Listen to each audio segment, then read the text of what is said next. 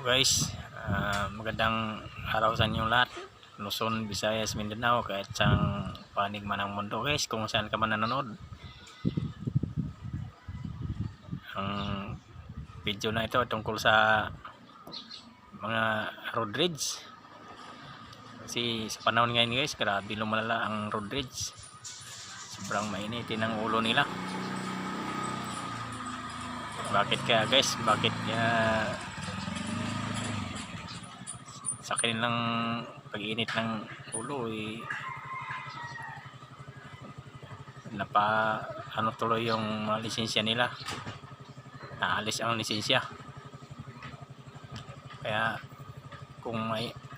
kung nasa kagit-gitan tayo ng sasakyan, huwag nating anuhin pa ng ating sarili, huwag nating ipahamak.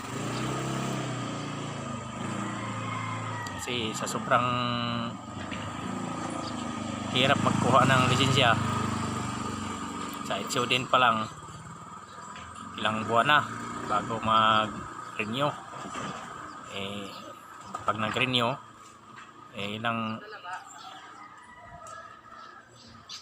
buwan din ang bibilangin bago mag-renew. Napakahirap guys. Tapos sa isang bagay lang na walang kakwinta-kwinta, mawalan ka ng lisensya. Di katulad kasi noon, walang mga video, hindi mapansin ng mga LTO.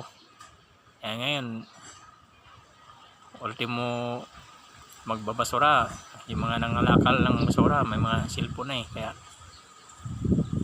pagka ganyang mga pangyayari, talagang pag na viral makarating sa LTO, talagang may paglalagyan ng lisensya mo.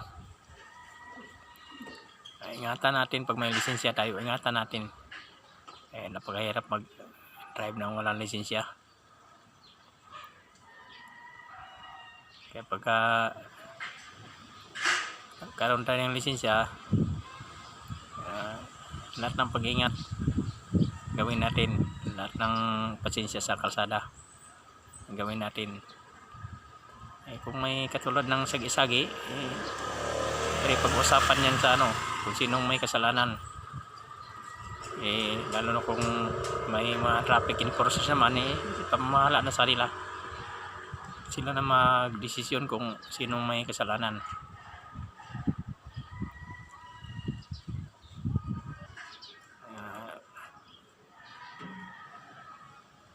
Ingatan natin kung mayroon tayong lisensya guys. Guys, ingat tayo sa lahat ng biyahe.